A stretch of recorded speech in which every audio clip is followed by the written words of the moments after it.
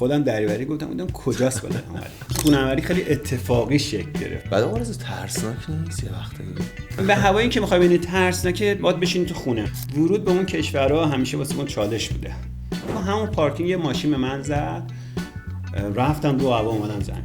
گفتم خدای من میتونم اینو برگردم. از اینکه 5 سال لبه مرز ما رو نگه داشتن، دونه دونه ما رو بردن. دقیقاً اتاق بازجویی بود. انقدر دلم تنگ شده واسه این سفره. ولی تو این سفره که ما رفتیم روزی 1.5 لیتر یه لیتر 1.5 لیتر نوشابه می‌خوردیم.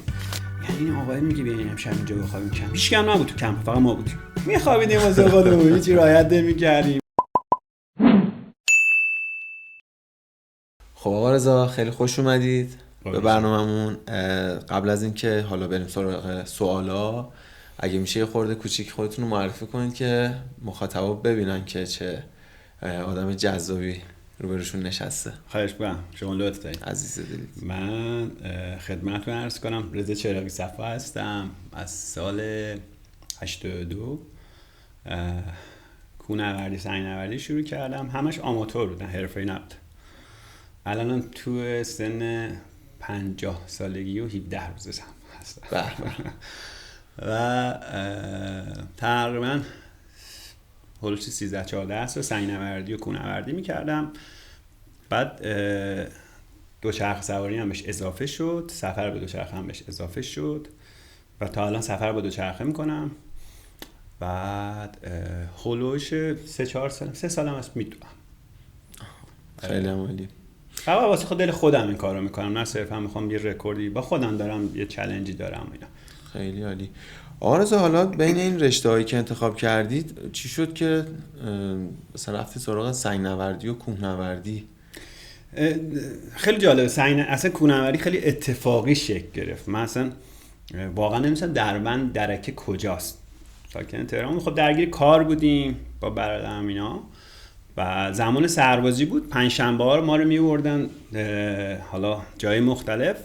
من اولی ما رفتم درکه، اومدم خونه و به داداشم گفتم یه جای خیلی خوبی رفتم، خیلی قشنگ بود. کجا؟ گفتم بهش درکه. گفت تا حالا نرفتی؟ گفتم نه. بعد داداشم کشتیگیر بود، تمرینا رو اینجور جاها میرفت انجام میداد. مثلا فکر کنم سمت گیشا بود، یه سری تپه داشت اونجا، بهش فکر کنم تپه داوودیه همچین بهش بود، نمیدونم، حضور ذهن ندارم. میرفتم اونجا تمرین کردم، بعضی موقع میرفت درکه و اینا. بعد خوشم اومد طبیعت. بعد یواش یواش شروع کردم واسه خودم تا چشمه توچال یا ایسکو 2 میرفتم و خیلی خسته میشدم، ولی از جست کوهنوردی دوست داشتم. مثلا جورابو میدادم، جوراب کوهنوردی میخریدم، جورابو تا دم زانو چیز میکردم. بعد کوله پشتی اصلا لازم نبود واسه اون برنامه‌ای که اونجا میرم یه کوله بزرگ ببرم، ولی جستشو دوست داشتم. یواش یواش انقدر رفتم اونجا اومدم خسته شدم. تا سال 79 یکی از دوستام گفت میریم دماوند. گفتم بابا من همینجا میرم. گفت یه برنامه بریم توچال هم نتونستم صعود کنم حقیقتا، ولی دماوند رفتم. با خیلی اوضاع احوال بدی صعود کردم، اومدم پایین. 1-2 سال گذشت گفتم چقدر برم ایسکوپن، چقدر برم درکه، چقدر برم دربند، که رفتم باشگاه داوودی. اونجا با آقای کامران اندامی آشنا شدم، از مربیان خیلی خوب کوهنوردی سنگ‌نوردی و از دوستان خیلی خوب من هستن ایشون. و دیگه کلا کوهنوردی و سنگ‌نوردی خیلی آماتوری با ایشون شکل گرفت. بعد یه 2-3 سال بعدش هم دوچرخه سواری بهش اضافه شد. خب خیلی عالی. آقا رضا قبل از اینکه حالا وارد این رشته بشید چه شخصیتی داشتید؟ آدم تنبلی بودین یا نه از اولش دنبال تفریح و ماجراجویی بودید؟ والا نه، من داداشم یکیشون کشتیگیر بود، یکیشون وزنه مردار بود. هر مسابقه داشتن من میرفتم، خیلی دوست داشتم کشتیگیر بشم، ولی خب داداشم اصرار به این قضیه نداشت. و جالبتون میگم من زمانی که وارد کوهنوردی شدم 60 کیلو وزن داشتم، 57-8 کیلو، خیلی لاغر بودم. هفته یه بار با داداشم اینا میرفتیم فوتسال بازی میکردیم، همون بودش، بیشتر از این نبودش. و زیاد به ورزش‌های دیگه مثل کوهنوردی یا دویدن اصلا فکر نمی‌کردم. مثلا دویدن خوشم نمی‌اومد. خب چی شد که یه دفعه‌ای از کوهنوردی و سنگ‌نوردی به دویدن و دوچرخه ببین دوچرخه سواری همون زمان کوهنوردی شکل گرفت. بعد ما دوچرخه هم آوردیم اضافه کردیم به کنار کوهنوردی. مثلا بعضی ما میرفتیم مسیر اطراف تهران رو رکاب میزدیم، بعد 4-5 نفر بودیم میرفتیم با هم دیگه رکاب میزدیم. بعد دیگه ادامه پیدا کرد دوچرخه سواری تو طبیعت اینا. و دوچرخه سواری خب یه فرصت خیلی خوب بهت میده، تایم زمان تو کوتاه‌تر می‌کنی و جاهای بیشتری میتونی بری بچرخی تو طبیعت. یعنی این فرصت بهت میده که مثلا توی تایمی کمتر نسبت به کوهنوردی تو دل طبیعت بیشتر بچرخی. دویی دارم بیشتر میرفتم که یه خود آمادگی داشته باشم یه برای کوهنوردی بدنسازی، آره هوازی کار کنم، که به پیشنهاد بچه‌ها دوست ایونت شرکت کردیم. بعد دیدم نه اینطوری نمیشه، گفتم باید با یه مربی کار کنم. با مربی شروع کردم کار کردن اینا. بعد الان خیلی حالم خوبه با دویدن، واقعا حالم خوبه. یه زمانی واقعا مثلا گفتم 5 کیلومتر میدویدم به 6 کیلومتر فکر نمی‌کردم که گذشت. مثلا توی ایونتی توی سمت کرمان برگزار شد توی شهداد، اولی ما 32 کیلومتر دویدم. 32 کیلومتر دویدم و خیلی در به داغون رسیدم آخر برنامه رسیدم. ولی خب به این باور رسیدم که میتونم این کار رو انجام بدم. من این باوره از سفرام شروع شد، اعتماد به نفس از سفرام شروع شد. مثلا من یه سفر رفتم، خیلی دوستان باور نمی‌کردن، گفتن رضا نمیتونه این کار رو انجام بده، ولی شد و اعتماد به نفسم تو سفر اصلا کلا بالا رفت. حالا بین این رشته‌هایی که تجربهشو داشتید، کوهنوردی، سنگ‌نوردی، دوچرخه سواری، خودتون با کدوم الان بیشتر دارید حال می‌کنید حداقل الان؟ ببین الان همشون یه جایی به هم وصلن. مثلا من الان اومدم میرم مثلا تو طبیعت میدویم، اسکای رانینگ اصطلاحاً بهش میگن یا، و یه جوری من آخرش به طبیعت میرسه. دوچرخه سواری همین شکله، دوچرخه سواری هم میرم داخل طبیعت، کوهنوردی. یعنی حالا سنگ‌نوردی که مثلا تقریبا 14 سال انجام نمیدم، ولی این 3 تا ورزش رو به صورت تفریحی هنوز ادامه میدم و هنوزم مثلا برنامه‌های مختلف اجرا میکنم. حالا بعضی برنامه‌ها رو عمومی اجرا میکنم، واسه گروه اجرا میکنم، بعضی برنامه‌ها رو خصوصی مثلا 2-3 نفره اجرا میکنیم. ولی 3 تاشو دوست دارم، نمیتونم بگم از این بدم میاد از اون، ولی طی سال مثلا شاید مثلا 4-5 تا برنامه کوهنوردی خوب برم، 2-3 تا برنامه دوچرخه سواری خوب برم، یا 2-3 تا برنامه دوی خوب برم، ولی بقیه‌اش مثلا شاید برای گروهمون انجام بدم، یه گروه دوچرخه سواری لیدری کنید مثلا. آره. پس بیشتر اون در طبیعت بودن است که شما رو داره سوق میده. خیلی هم خوب. حالا توی این مسیر ورزشی که دارید، حالا این 2-3 تا رشته‌ای که انجام میدید، فکر می‌کنم دوستای زیادی هم دارید دیگه.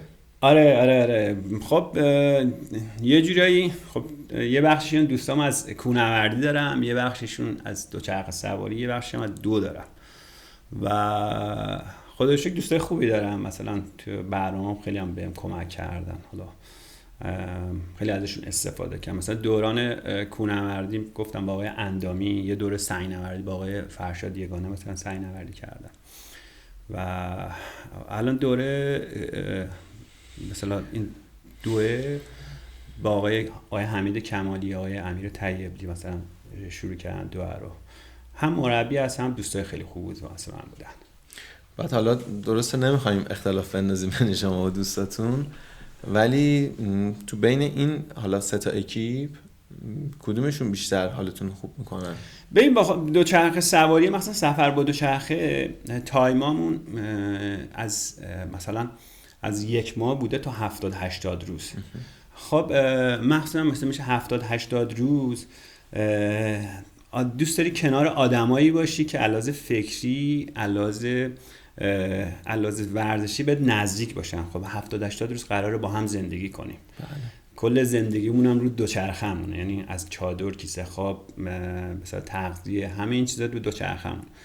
و سعی می‌کنیم با آدمایی سفر کنم که مثلا علاوه فکری بهم نزدیک باشن. قطعا یه اختلاف سلیقه به وجود میاد تو سفرها، ولی نمیذاریم اینا مثلا به تنش بکشه، یعنی جوری بشه که اذیت بکنیم همدیگه رو. قطعا با بچه‌ای که سفر رفتن خب خیلی حس حال خوبتری داشتن. آره دیگه بیشتر تایم گذروندید. آره مثلا میگم صبح تا بعد از ظهر کنار هم رکاب میزنیم، شب کمپ میزنیم و تو شرایط سخت، بارون بوده، برف بوده، شرایط ارتفاع بوده، برای خسته‌ای علاوه ذهنی.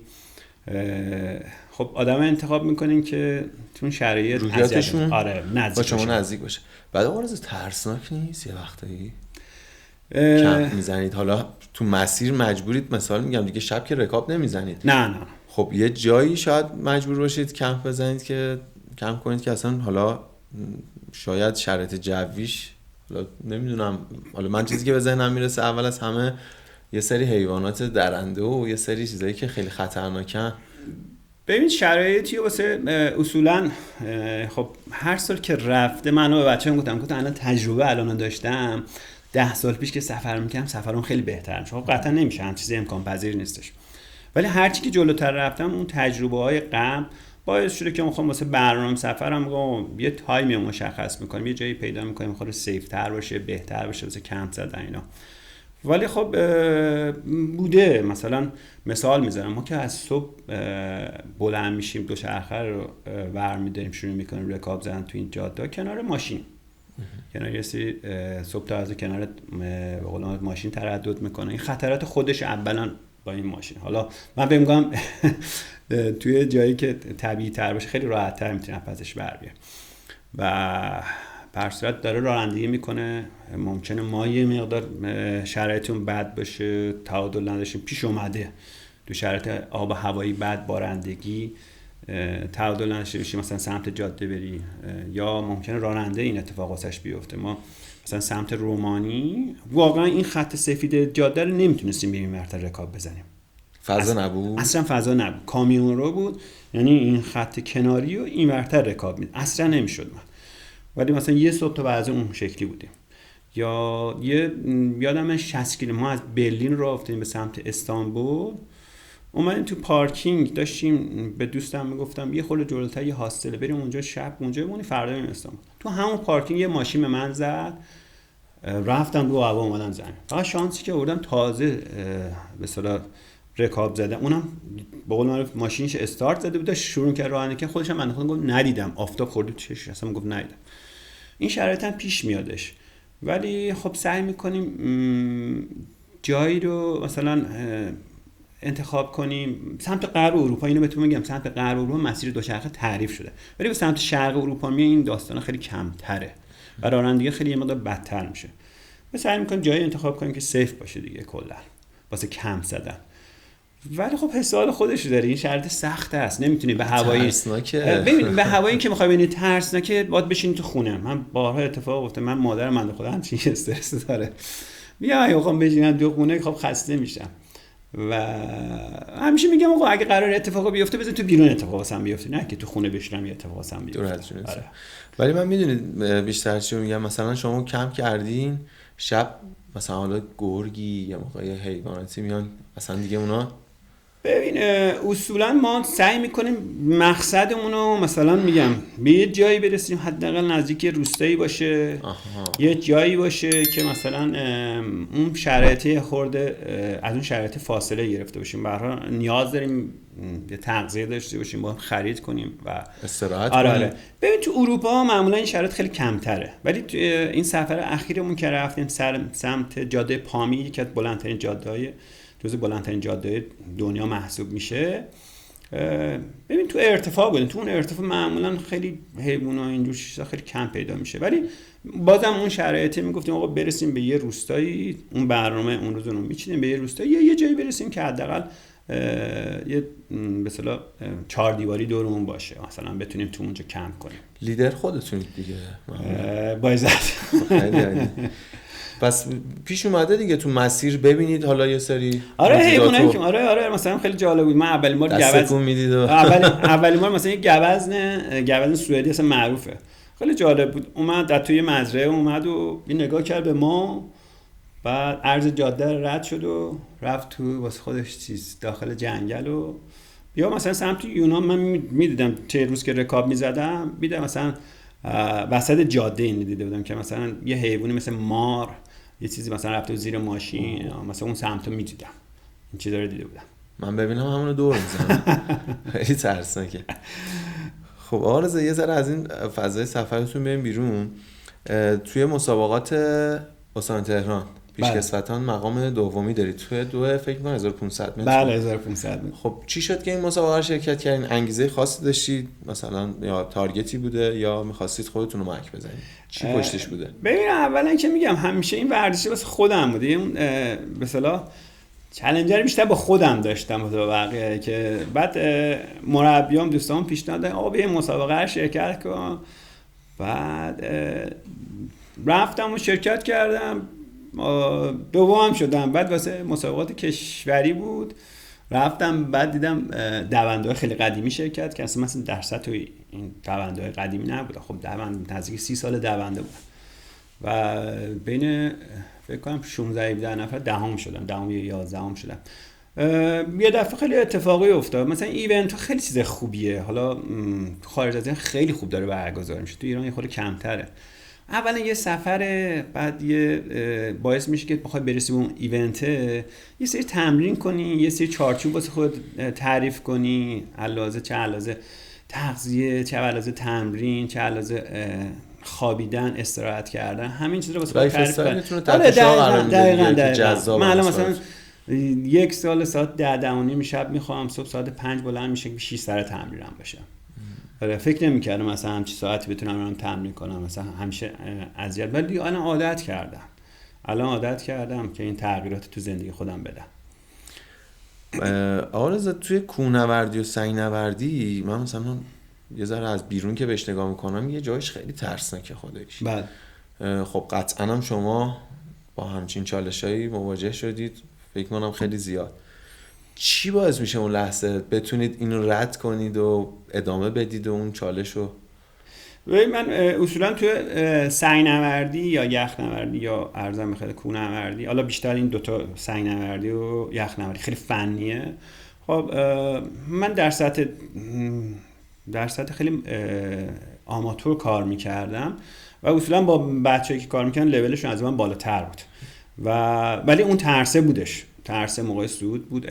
من این سنگ‌نوردی یخنوردی یه جایی هست شما باید سرطناب صعود کنی، اصطلاحاً سرطناب باید صعود کنی و بعضی موقع تک و توک پیش میاد این کارا رو میکردم و خب ترسه رو داشتم. من دوست داشتم اون ترسه غلبه کنم. حالا نمیدونم لحاظ روانشناسی میگن شاید اشتباه باشه، من که بچه‌ام گفت شاید اشتباه باشه، این خودش یه درسیه اساسا باید بگذاریم واسه این قضیه.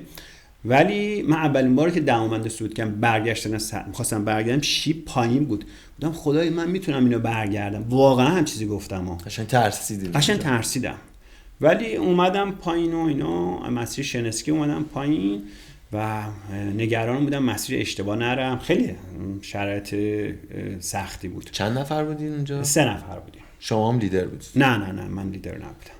من الان لیدر. پس چرا از این مسیر حالا ترس اونجوری داشتی؟ خب من اولین بار دماوند صعود میکردم، شیبو دیدم نسبت به پایین، گفتم خدای نیافتم پایین ها. ولی بیشتر ترس نیافتادن. آره ترس نیافتادن. تو مسیری که میاید مثلا، آره تو مسیری که مثلا صعود میکردی، مسیر گرده مثلا صعود میکنی اصطلاحاً، خب 2 متر اونورتر، خب مثلا نزدیک 4-5 متر پرتگاه، اینا در واقع قدم‌های اشتباه نذاشتن رو منظورتون بود. من فکر می‌کردم مسیری که انتخاب می‌کنی نه. به سمت پایین رو می‌فهمم. آره هم به سمت بالا هم به سمت پایین مسیری که انتخاب می‌کنی باید مسیری درستی باشه. خب من با مربی میرفتم معمولا کوهنوردی، حالا چند سالی مثلا خودم مثلا با دوستان میرم و حالتی ترس داره، ترس واسه من داشته، ولی خب خدا رو شکر خیلی کمتر شده. حالا شاید احتیاط میکنم، نمیدونم.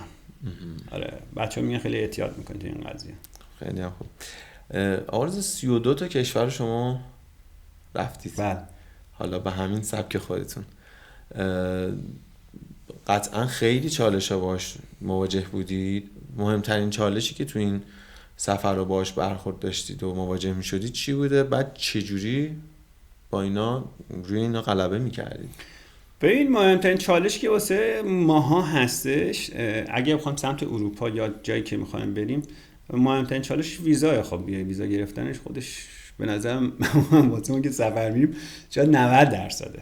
اون سفره خب بهش یه بخش قضیه است میتونیم از پسش بر بیایم. ورود به اون کشورها همیشه واسه ما چالش بوده، همیشه واسه ما چالش بوده و سخت هم بوده و خب برصد تو سفره که میریم معمولا چون ماها یه تایم محدودی داریم، بعضی دوستان هستن مثلا سفر میرن که بچه ها هستن مثلا سال 86 سفر میره، سال 86 میره تیکای مختلف، حالا چند وقت میاد ایران دوباره میره. و من این سفر اخیرم مثلا یه آلمانی دیدم، من نزدیک 270-80 روز سفره. یه سفر ولی ما سفرمون چون که محدوده، با زمان بندیمون همه چیزمون اول آخرش مشخص بشه و بتونیم مثلا تو اون تایممون برنامه‌ریزی کردیم. خب بچه‌ها یه سریشون، خب من یه خورده کارم راحت تر دست خودم، ولی یه سری بچه‌ها چون مرخصی میگیرن باید همه اینا رو برنامه‌ریزی کنیم، اول آخر مسیرمون چه تایمی میرسیم پایان مسیر بتونیم برگردیم.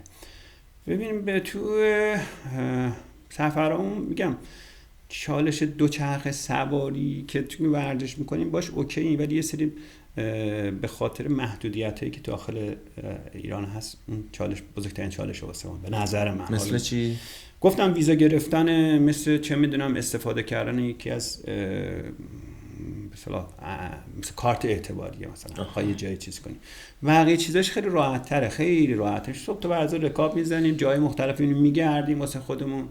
من خودم اصولا بین شهرها رو خیلی دوست دارم با دو چرخه بچرخم، تا اینکه مثلا میخوام برم یه شهر بزرگی مثلا میبینم یه بار بستم مثلا، ولی ته سفره انقدر لذت بخشه واسه خودم. یه جایی میبینیم کنار یه دریاچه، دو چرخه رو میذاریم یه جایی بنده وسط قهوه و چایی و میشینیم میخوریم، اون بیشتر تو ذهن من میمونه. ولی میگم این چالش ها رو ما اصولا داریم، بیشتر بچه هم همین درگیرشن. یا مثلا میگم مهمترینش هم دوتاست دیگه. بعد برخوردشون با شما به عنوان یه ایرانی چجوریه؟ خوب بوده. حالا یه سری مرزا رو که میخوایم رد کنیم معمولا سخت میگیرن. آره. مخصوصا میای سمت شرق اروپا این سختگیریه خیلی به مراتب بیشتره. و براتون جالبه مثلا ما یه سفر داشتیم دور دریای بالتیک رو داشتیم رکاب میزدیم. ورود به آلمان اون خیلی راحت بود، پلیس آلمان خیلی با اون خوب برخورد کرد، دوچرخه‌مون برداشتیم. عرضم به خدمتتون از سفرمون از کوپنهاگن شروع شد دور دریا. بعد اومدیم مرزا که از اون مرزا چیز پلیسی ما نمیده، فقط مرز رد میکنه رو نقشه نگاه میکنه. مرز مثلا سوئد رد کردیم، میره رسیدیم به روسیه. بعد ویزای روسیه هم داشتیم. تازه میگفتن آقا برای ایرانی‌ها ویزا نمیخواد، گفتیم ما رو ویزامون رو بگیریم میرسیم اونجا دردسر نشه. نزدیک 5 سال لبه مرز ما رو نگه داشتن. چرا؟ اولا پاس ما رو برداشتن بردن، یه 2 ساعت رو پاسه ما کار میکردن. نمیدونم اصلا به چه علت چرا اینطوری. تازه میگفتن روابطتون هم خوب. دقیقاً ما با روسیه فکر بعد که اومدیم گفتم بیاین توی سالن بزرگتر، رفتیم توی سالن بزرگتر. بعد دونه دونه ما رو بردن. دقیقاً اتاق بازجویی بود، یه میز بود، یه چراغ بالا سرمون، 3-4 نفر بالا سر من بودن. مثل این فیلم‌ها دیگه. دقیقاً این فیلم‌ها. بعد اونا منم انگلیسی خوب نیست، اونا انگلیسی بدتر از من. بعد من دونه دونه مدارکم دادم، گفتم آقا بلیت سفر از مسکو داریم، این ویزامونه، اینطوری. کارت چیه؟ خانواده‌ات چیکارن؟ چی اینا. بعد یه 4-5 ساعت تابستون هم بود، مرز سرد و 4-5 ساعت طول کشید تا بهمون چیز بدن، مهر ورود بزنن تو پاسمون تا بتونیم وارد روسیه بشیم. و یه بارم یادم مثلا سمت بلغارستان بودیم، من ویزای مولتیپل داشتم. توی ویزا داشته باشی میتونی این سری کشورها رو، حالا به غیر از مثلا سمت روسیه اینا رو، با هم ویزای وارد بشه. اومدم کنار ما رود دانوب رد شدیم، با یه کشتی رود دانوب رد شدیم، وارد بلغارستان که شدیم پلیس می‌خواست مهر ورود بزنه. خیلی برام جالب بود. یه خانم آقای آمریکایی بودن، کمتر از 1 دقیقه رفتن داخل. من و دوستم نزدیک 1 ساعت نیم اونجا بودیم. انقدر سوال پیچون کرد، در آخر یه پلیس اومد گفت دنبال من بیاین، دنبالش راه افتادیم. گفت امشب تو این هتل میمونین، جای دیگه هم نمیریم. گفتیم باش چشم. امنیتیش کردن دیگه. آره همون شب بودش. بعد یه فرداش راه افتادیم رفتیم ادامه سفرمون رفتیم. ولی این چالش ها هم داشتیم مثلا تو سفرم. ورود به کشورم مخصوصا شرق اروپا خیلی بیشتره. حتی خروجش هم اینطوری به من گیر دادم. مثلا سفر اخیرم با قرقیزستان ببخشید قزاقستان می‌خواستم بیام بیرون. تو ما دارم کشورتون خارج میشم دیگه مشکل واسه 45 دقیقه پاس منو داشت چک می‌کرد و اینا که می‌خواست یه مورد خروج بزنه. هنوز سیستم چیزی هستش، فکر می‌کنم کمونیستی تو ذهنشون هست. فکر می‌کنم هنوز اون اذیتت. آره. آقا رضا توی این جاده پامی که فرمودین، حالا خیلی جاده معروفی هم هست، 4600 متر ارتفاعشه دیگه. ببین تا ارتفاع 4600 متر ما رفتیم. تا ارتفاع 4600 متر ما رفتیم، نزدیک 8 تا 10 روز ما میانی تو ارتفاع 4000 رکاب زدیم. چه حسی داشت؟ چجوری؟ خب قطعا یه سری چالشه داره. انقدر دلم تنگ شده واسه این سفره. انقدر عکسایی که میبینم انقدر دلم تنگ شده واسه این سفره. بعد گفتم ای کاش زودتر با این منطقه آشنا میشدم، بیشتر وقت بذارم واسه این منطقه. واقعا دوست دارم یه سری مثل قرقیزستان، ازبکستان، قزاقستان، مسیر بکر رو و طبیعت بسیار عالی دوره رو دوستم با دوچرخه برم. انقدر دوست دارم این سفر رو دوره ادامه بدم.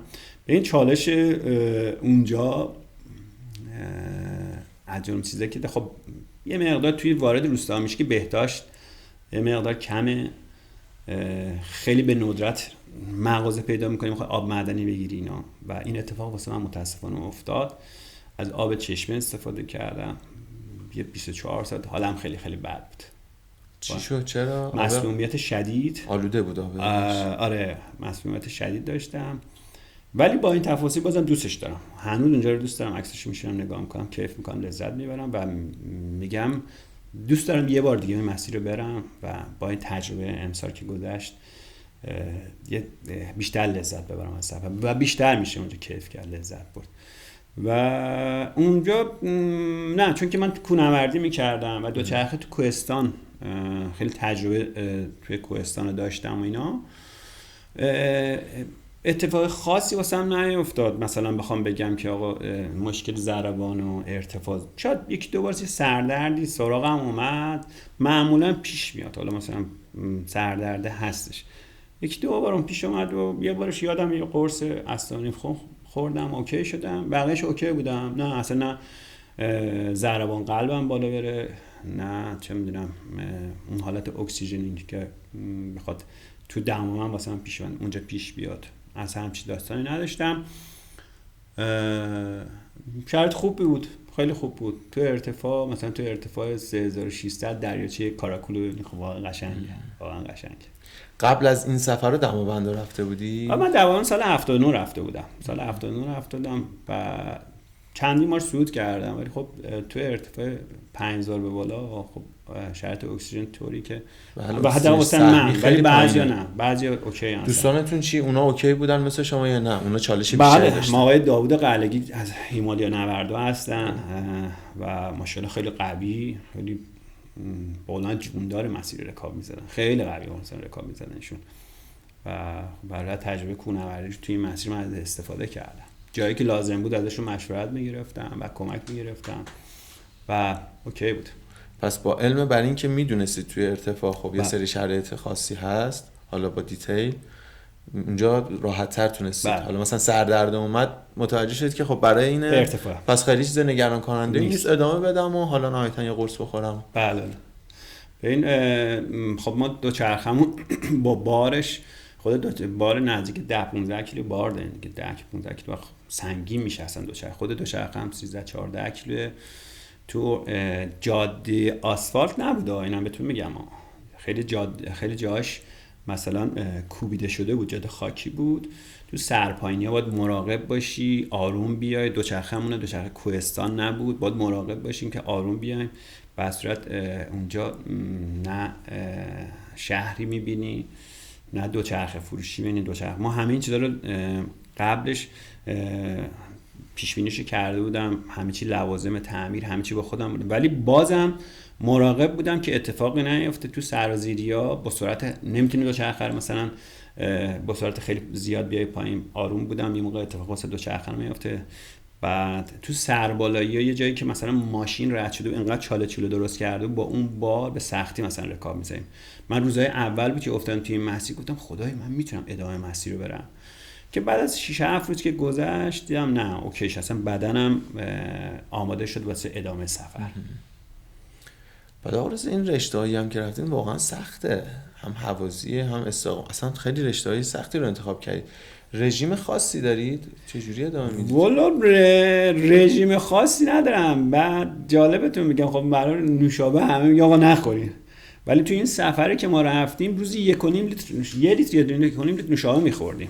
من فکر کنم من فقط دارم این کارا رو میکنم، دیدم نه تیمای دیگه هم دارن میان اصلا نوشابه همیشه همراهشونه. والا نه برنامه خاصی حتی من الان ورزش میکنم یه مقدار مثلا رو شیرینیجات کار کردم و کم شیرین خیلی دوست دارم، کم کردم، ولی تونستم یه مقدار تغذیه‌مو تغییری بدم. و حالا مثلا سال پیش با آقای دکتر جعفریان فکر کنم رفتم پیش یه برنامه غذایی گرفتم، چون که ورزش میکنم یه سری از پروتئین وی استفاده میکنم، مثل چه میدونم غذایی که ته روز واسم تعریف کردن از اون برنامه چیکم ته اون دقیق تعریف کنم 60-70% رو لحاظ میکنم. ماشاءالله بدنتون هم خیلی آماده است. حالا بدنسازی هم کار میکنم، الان میدونم یه فکر کنم 6-7 ماه یه بدنسازی کار میکنم هر روز یا هفته 3 جلسه کار میکنم و واقعا تاثیر گذاشته رو دویدن، واقعا تاثیر گذاشته رو دویدن. فکرش نمیکنم به این شکل باشه ولی خب تاثیر گذاشته. مثلا من 15 تا 400 دارم، قبلا همونطور که به مثلا 8-9 میرسید افت میکردم، الان نه، همون روند تا آخر مثلا تو اون پیسی که میدونم نگه داشتم. وزنه میزنید یا میرید اونجا هوازی بیشتر کار میکنید؟ وزنه میزنم. همین تمرینات مقاومتی. آره آرزا خب قطعا توی این سفرها خیلی خاطرات حالا شیرین و جالب و حالا حتی تلخ دارید، در واقع میشه گفت خاطرات مهمی دارید. یکی از این خاطرها رو اگه بخواید برامون تعریف کنید، حتی اگه خیلی سخت بوده و حالا حتی تلخ، ولی الان که یادش میافتید براتون شیرینه و یه حس خوب بهتون میده، رو میشه برامون تعریف کنید؟ یه خاطره داخل ایران داشتیم برام جالب بود. ما داشتیم از یه 2-3 سفر داخلی ایران هم داشتم. من یه سفرم از بوشهر تا بندرعباس بود، یه سفر از بندرعباس تا چابهار داشتم، یه سفرم از کرمان به شیراز داشتم. ما از کرمان راه افتادیم به سمت شیراز. اولی شهر رسیدیم فکر کنم برسی بود اگه اشتباه نکنم. بعد ادامه دادیم. اون روز هوا خیلی سرد بود، اون روزی که دو روزی که رکاب زدیم خیلی سرد بود، یعنی شبش منفی فکر کنم 5 و 6 بود. ما دم غروب رسیدیم، دم یه هلال احمدی اونجا داشتن چیز میکنن ظاهرا. اون روزم میگفتن نه از استانداری هلال احمد استانداری قراره بیان اونجا بازدید کنن و اینا. بعد ما رسیدیم اونجا، تا رسیدیم آقای شروع کرد با ما انگلیسی صحبت کرد. با ما انگلیسی صحبت کرد، فکر کنم ما خارجی هستیم. بعد رسیدیم اونجا ما هم تو شروع که انگلیسی صحبت کردم، ما گفتیم آقا ایرانی هستیم. بعد از بنده خدا گفتیم آقا اجازه است اینجا چیز کنیم؟ گفت نه متاسفانه نمیتونیم بیاین داخل، یا چادر حتی چادر، ولی میتونیم داخل این مسجد بریم اونجا استراحت کنیم. داخل مسجد از بیرون سردتر داخل مسجد یعنی تو کیسه خواب اونم که بودیم تا صبح واقعا سرد، فکر کنم اون شب منفی 7-8 درجه بودش. و مسجد فضاش بزرگ و راحت گرم نمیشد. بله، ولی فکر کنم روحیاتتون یه جوریه که تو حتی این شرایط خیلی سخت بازم خوش میگذره بهتون و سخت نمیگیرید و میگذرونید. آره من یه چیز دیگه هم اشاره کنم. من یه سفر زمستون دور اروپا داشتم، نزدیک مونیخ بودیم. بعد وارد یه شهر کوچیکی شدیم، دیدیم دارن یه جشنی میگیرن واسه بچهای کوچیکشون، خیلی کوچیک بود. بعد به اندازه چه میدونم یه آتیش کوچیکی روشن کردن، 4-5 تا آتیش کوچیکی روشن کردن که ارتفاعش مثلا چون 20 سانت نمیشه، خیلی، یعنی با یه لیوان آب هم خاموش شد. مأمور آتش نشانی وایساد اونجا واسه اون جشنه. بعد از اون پرسیدیم اینجا هتلی؟ گفت هتل نیست. گفتیم کمپینگ؟ گفت یه خورده پایین‌تر هستش. رفتیم تو اون کمپینگ، بعد رفتیم از آقای هزینه‌شو پرداخت کنیم، بابت کمپینگ باید هزینه پرداخت کنیم، چادر می‌خوایم بزنیم. درو که باز کردم گرمای خورد بسن، گفتم یعنی این آقای میگه بیاین امشب اینجا بخوابیم کمپ. هیچ کم نبود تو کمپ، فقط ما بودیم. عرضم به خدمتتون ما رفتیم داخل کمپ، گفت بریم پایین چادر بزنیم.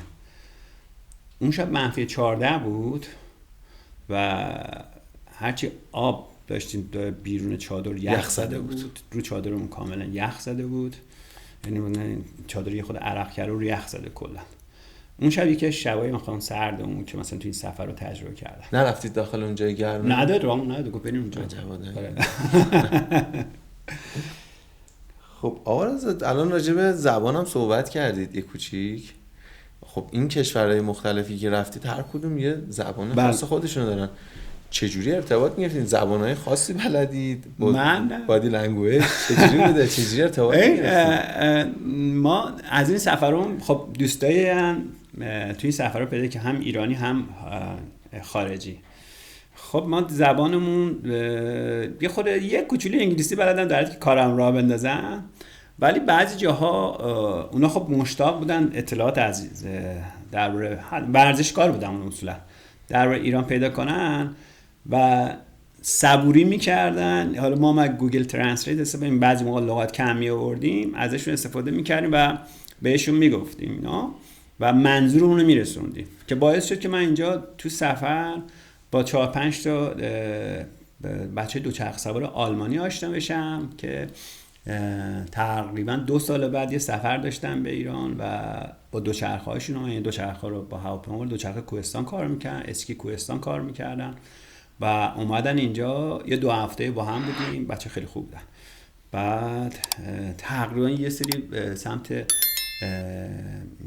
سمنان یه سری مسیرهای خیلی خوشگلی با دوستامون مثلا بردن اونجا و دوچرخه سواری کردن. سمت کوهسار خودمون شهران اومدن، یه مسیرهای اندرویی اومدن پایین با دوچرخه و خیلی خاطره خیلی خوب بود. من تو این سفرها براشون آشپزی کردم اونجا که بودم و براشون آشپزی کردم و خیلی ارتباط خیلی خوبی گرفتیم و بهشون میگفتم تو ایران مثلا بچه‌های گروه دوچرخه سواری داریم یا اسکی کار میکنن، باورشون نمیشد.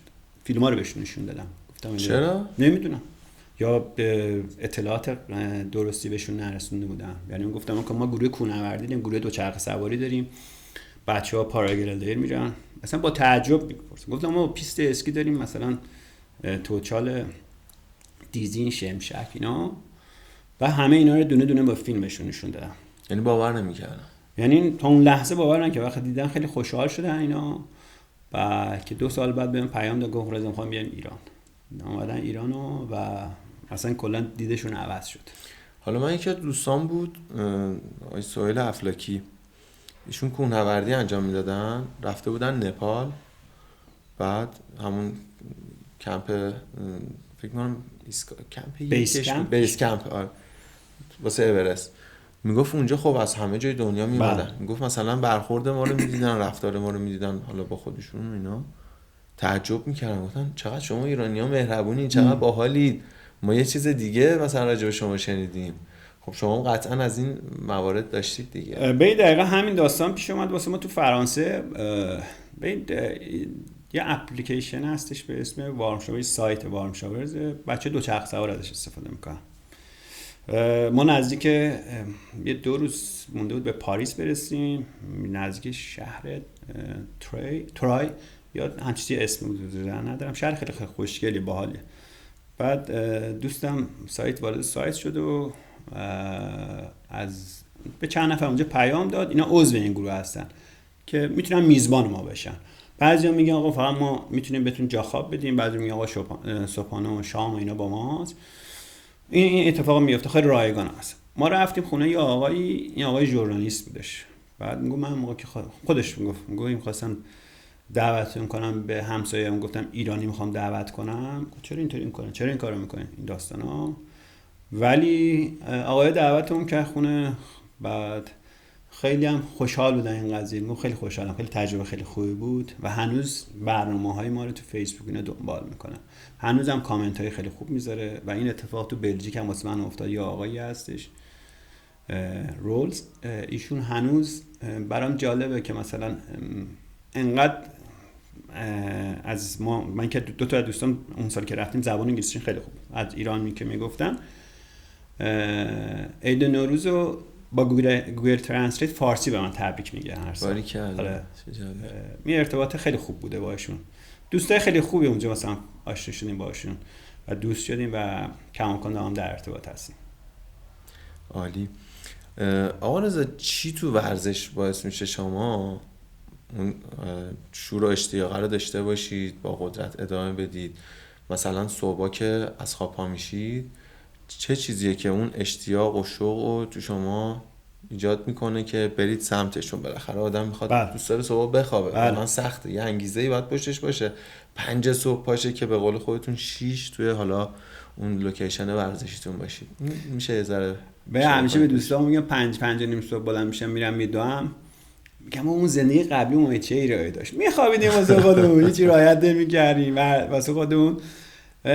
ولی یه واقعیته. خب وقتی که افتادم مخصوصا زمانی که گروه دوچرخه سواری از سال 98 دارم میبرم، احساس کردم که باید نسبت به گروه یه آمادگی جسمانی خیلی خوبی داشته باشم. به هر صورت یه گروه از 10-15 نفر تا 40 نفر بعضی موقع یه روزه اجرا میکنیم. بعد کنار دوستای دیگه هم هستن، مثلا دوستان آقای حامد شکری، آقای هادی کیانی هستن، آقای علی فرزنده، اینا کمک میکنن تو برنامه‌ها به من. ولی 40 نفر 30 نفر برنامه اجرا کردن تو طبیعت کار خیلی سختیه و حداقل باعث میشه، یکی از علتش باعث میشه که خودم تو اون حد آمادگی نگه دارم تو اون برنامه که خودم اجرا کنم. احساس مسئولیت. بله، احساس مسئولیت. بر صورت تو طبیعت داریم میریم، 1001 اتفاق قراره بیفته، اتفاقایی که نمیدونیم، غیر قابل پیش بینی. بله نمیدونیم. و یکی از علتش خب بر صورت 50 سالم دوست دارم علاوه به قول من آمادگی جسمانی نسبت به سنم خیلی پایین‌تر نشون بدم. دوست دارم، علاقه دارم و وقت میذارم بابت این حقیقتا و خوشحالم از این قضیه که حداقل آمادگی جسمانی خوبی دارم تو این سن و اینو خدا رو شکر میکنم. مثلا با اون اتفاقی که دارم میگم، ما یه داستانی پارسال واسمون پیش اومد، یکی از دوچرخه‌ای که بچه‌ها خراب شد، اصلا قابل رکاب زدن نه، اصلا قابل رکاب زدن. یکی خانوما دوچرخه رو 3 قسمت کردیم، لاستیکش دادیم به یک بچه‌ها و اون که لاستیکو بستیم رو کوله، دوچرخه هم بستیم عقب ترک بندی که بچه‌ها، دوچرخه خودم دادم به اون خانم رکاب ده، خودم مسیر دویدم. اون دویدنه باعث شد که تونستم 15 کیلومتر بشه. اون آمادگی جسمانی باعث شد که مثلا اون مسیر رو بتونم بدوم و با گروه اومدیم پای آخر مسیر. ولی اگه می‌خواستم برنامه رو تغییر بدم، مجبور بودیم دوچرخه دست بگیریم، آروم آروم راه بیافتیم، یعنی کل تیم آروم بیان. ولی خب برنامه رو با هماهنگی این دوستان انجام دادیم و برنامه خب دویدنه باعث شد که بتونم اونجا انجام بدم دیگه. کاور کردید. آره دقیقاً. خب آقا شما تولید کننده مبل هستید، چه جوری؟ نه، مرغ. تولید کننده مرغ. بله. من تلفنی شنیدم مرغ هم این تولید میکنه آقا؟ ببینم تولید کننده کشاورزی دیگه اصلا، با البته مدیریت اصلی با برادرام اینا هستن. بر صورت سالیان سال تو این کار تجربه دارن، از اون بیس کار شروع کردن. کار اولی اون خدمات بودش، خدمات مرغداری، کار واکسیناسیون چی انجام میده و خدا رو شکر میکنم این برادری تا الان هیچ اتفاقی بینش نیفتاده. خب مدیریت برادران باعث شده که تا الان بتونیم کنار هم باشیم اینا. و بله تولید کننده مرغ هستیم. عرضم بخواد جوجه یک روزه رو از شرکت ها میگیریم، 44-5 روز طول میکشین جوجه به مرغ برسه، یعنی 2 کیلو خورده نزدیک 3 کیلو بشه و بدیم بازار. بعد چجوری حالا با این تفاصیل بالاخره اینم یه کاریه که خیلی بله شاید یه زمانی که مثلا نیستم برادران مثلا کاور کردن این قضیه رو و دوست دارن، اونام دوست دارن، علاقه مندن. من برادر بزرگم هر جا میشینه مثلا عکسای من نشون دوستاش میده، یا برادرمون که برادرم عکسای نشون دوستاش میده و خوشحال این قضیه نه. یعنی بعضی موقعی رفتم سفر، خب کاور کردن این قضیه رو. بعد توی حالا فعالیت‌های روزانه‌تون چی؟ بالاخره هر روز دارید ورزش می‌کنید، چجوری اونا رو هندل می‌کنید؟ گفتم من مثلا ساعت 6 میرم تمرینم میکنم تا هولوش 7 هفته این تمرین تموم میشه، میام خونه دوشی میگیرم، یه صبحانه میخورم، میرم سر کار. روزایی که تمرین 2 دارم، بعضی روزاش هم که بدنسازی مثلا ساعت 7 بعضی میرم بدنسازی. درصد خیلی آماتوره این قضیه دیگه. ولی خب دارید به خودتون سخت میگیرید دیگه، از خوابتون میزنید، شب زودتر ساعت 10:30 من یه برنامه‌ریزی پشتش هست. دقیقاً من ساعت 10:10 میخوابم و سخته، ولی خب عادت کردم و خوشحالم. آره خوشحالم. خب صبح بلند شدنش یه مقدار سخته، ولی بعد تک و توک اتفاق افتاد. مثلا اون روز نرفتم تمرین کردم، نهایتا نیم ساعت اضافه خوابیدم، بعدش عذاب وجدان گرفتم. نیم ساعت اضافه خوابیدم، گفتم کاش که بلند میشدم میرفتم. بعد جمع بودن دوستان خیلی کمک می‌کنه. حالا شده تنهام تمرین کنم ولی بعضی موقع تمرینای اینتروال که میفته قدرتی سخته، واقعا سخته واسه من، سخته. حالا بقیه دوستان خب پسش برمیاد، ولی این دوستان که دورم تمرین میکنیم تشویقاشون، مثلا تو زمین تارتان که تمرین میکنیم هر دور که میده یک بچه‌ها میگه ماشاءالله آفرین، خیلی کمک میکنه. به من خیلی کمک کرده حقیقتا. و چه کمکی توی زندگیتون کرده، توی کار و زندگیتون ورزشه؟ ببین خود نظم داده به، خب به هر صورت نظم داده به ما اینا. و من چون تو تنها زندگی میکنم، یعنی مجردم، بیشتر میتونم وقت بذارم بابت این قضیه. عرضم به خدمتتون میخوره با انگیزه ترم میکنه دیگه ورزش حقیقتا. ولی خیلی جالبه حالا با این سبک زندگیتون و حالا این سفرهای خیلی سخت و سنگینی که داری، خود من به شخصه اول فکر می‌کنم که یه شخصی هستید که شاغل نیستید، خیلی اهل تفریحید، خیلی حالا لایف استایلتون جوریه که مثلا خیلی تایم آزاد دارید. بله. بعد حالا اولا اون ویدیوهایی که برام فرستادید اصلا وحشتناک بود. گفتم آقا این بیشتر اصلا سختی راه و اصلا خیلی سخته تا تفریح. یه جایی شدیدم از رودخونه رد می‌شدید، بله. جاده خاکی بود، ماشین سنگین از رو به رو داشت می‌اومد و واقعا برای من جالب بود که دارید این قضیه رو اینجوری پیش میبرید و حالا شاغل هم هستید. ببین من یه دوره‌ای از کارم، اصلا سفر از کارم چیزی نمیگفتم، حالا توی فضای مجازی موقع که جوجر که میره تو مرده یه دورایی بود واکسن بخوره، واکسن نیوکاسل، آنفولانزا این چیزا بخوره. من شروع کردم اینا رو استوری کردن. برای دقیقاً مثلا یه سری بچه‌ها سوال بود، یعنی گفت ما فکر می‌کنیم آقا شما اصلا کار نمی‌کنید، داریم تفریح می‌کنیم. گفتم نه، اینا بخشی از کارمون انجام میدیم اینا. و فکر نمی‌کردن که، و نه بچه اکثرا مثلا میگن دوستان که با هم میان سفر اینا کار همه ورسر این سفر هزینه داره. بله. یعنی باید یه پولی در بیاد که بتونیم سفر بریم. و یه بخش از زندگیم کاره دیگه. خیلی هم خوب. حالا آرزو ممکنه خیلی از کسایی که دارن برنامه رو میبینن قصد اینو دارن ورزش رو شروع کنن، پیش خودشون میگن بابا من انقدر درگیر کارم، هممون میشنویم دیگه، نمیرسم، زن و بچه دارم، مشغله دارم، کارم اینجوریه، بهانه‌های مختلف. شما به عنوان کسی که حالا شرایطتون شاید نزدیک به اونا باشه یا حتی سخته، برای اونا چه چیزی رو دارید بگید؟ به نظرتون از کجا باید شروع کنن؟ ببین من شرایطم خیلی دوستامون میان تمرین میکنم. میخوام یه مثالی بزنم. کارشون داخل تهرانه. من مثلا تمرینی که تمرین میکنم 60-70 کیلو رانندگی میکنم، میرم ارزم به خدمتتون خارج از تهران، دور 60-70 کیلو برمیگردم میام. برسه ترافیک داره، راه طولانیه، خسته میشی، یعنی بعد تمرین نیاز داری یه استراحتی کنی دیگه. ولی 60-70 کیلو رو پشت فرمون میشینم، 60-70 کیلو دور برمیگردم، حالا سری میام که بعضی رو به بدنسازی میرسم. این شرایط سخت است. بخوام به این قضیه نگاه کنم که مثلا این حالتی باید بشینم تو خونه و میگم آخه خستم دیگه، کاری نمیتونم بکنم. من بارها مثلا دوستامو تشویق کردم آقا برای شرط اقتصادی مقدار خیلی دخیله تو این قضیه، خیلی دخیل، و بهشون گفتم آقا حداقل یه 30 دقیقه، حالا من اونقدر تخصص چیز ندارم، علمی ندارم، ولی 30 دقیقه روز راه رفتنم فکر کنم بتونه کمک کنه ضربان قلب ببره بالا این داستانا، و باعث شده این اتفاق بیفته. حالا خدا رو شکر حداقل باعث شدن چند تا از دوستام این اتفاق بیفتن و بعضیشون به من میگن آقا رفتی داری میری میتونی یه زنگم به من بزن، یه پیام بده من میام، و باعث شده خدا رو شکر مثلا من بهشون میگم آقا من فردا صبح دارم میرم تمرین خودم انجام میدم، کاری مانا ندارم، ولی اومدن اومدن مثلا پیاده روی کردن و خوشحالن این قضیه، خوابشون زدن. بعضیشون الان دارن میدوئن و برام جالبه که مثلا یکی دو تاشون رفتن یه ماراتون شرکت کردن.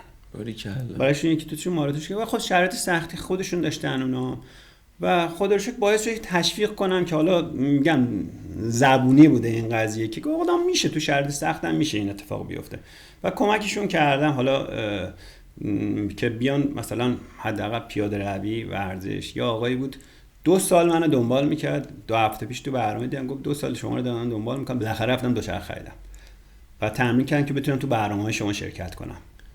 به هممون به یه شکلی سر کار میریم، درگیر هستیم، شرایط اقتصادی بد هستش و روز هم داره بدتر میشه.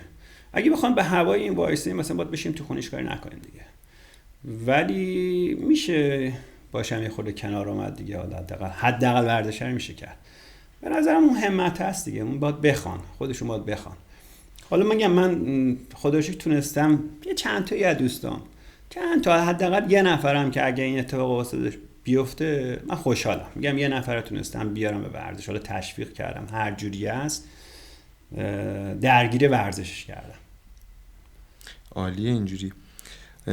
آقا رضا تا حالا شده مثلا توی این سفرها به یه نقطه‌ای برسید که بگی بابا من اصلا دیگه نمیتونم ادامه بدم، یعنی اصلا ای کاش اینجوری نمیشد، یعنی حالا بین خودمون هم میمونه یه چیزی هست میشه بهش اشاره کنیم؟ والا تو سفر ولی اولین صعود درآمدم همین اتفاق افتاد. به خودم دریوری گفتم کجاست بالا اومدی. یعنی جدی میگم به خودم خیلی ناراحت شدم، چون که داشتم زمانی که صعود میکردم موقع برگشتش ترسیدم حقیقتا، گفتم دیگه نمیام. ولی از سال 79 دارم برنامه رو ادامه میدم و اولین بار این اتفاق افتاد. خدا رو شکر پیش غلبه کردم. نه خدا رو شکر. ولی هرچی مثلا میرم جلوتر بیشتر دوست دارم کارهای جدید تجربه کنم و اتفاقات جدید تجربه کنم. و مثلا به طور مثال من آخر تابستون دوست برنامه میگن بچه‌ها تریل بهش میگن، اسکارانی میگن. خب یه برنامه اجرا کردم، تو خودم نمیدیدم و مثلا شمش از ولنجک تا گردنه دیزینو این مسیر برنامه‌اش اجرا کردم 11 ساعت. حالا واسه من خود طولانی بود ولی خب بچه دیگه خیلی راحت‌تر میتونم. و اون نمیدونمه نه اصلا سراغم نه، یعنی نشدن اصلا سراغم نیومده. میگم برمیگرد به اون سفرها خیلی به من کمک کرد، خیلی اعتماد به نفسم یعنی شد زیر ساخت. دقیقاً خیلی به من کمک کرد. یعنی من قبل از این واقعا بهتون میگم مثلا میرفتم می‌خواستم یه قله صعود کنم، گفتم نمیتونم، سختمه. این بودا همیشه واسم بودش، ولی خب با سختی میرفتم صعود می‌کردم، لذت نمی‌بردم چیز صعوده. اینقدر اذیتش غالب بوده. ولی بعدش اون سفرها که شروع شد خیلی به من کمک کرد. اصلا یه چیزایی از اونور دیدم که باورتون نمیشه.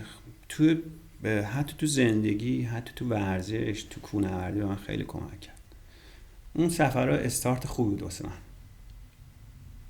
عالی. آرزو خیلی ممنون که امروز تشریف آوردید، خیلی خوشحالمون کردید. من واقعا لذت بردم، یعنی کیف کردم.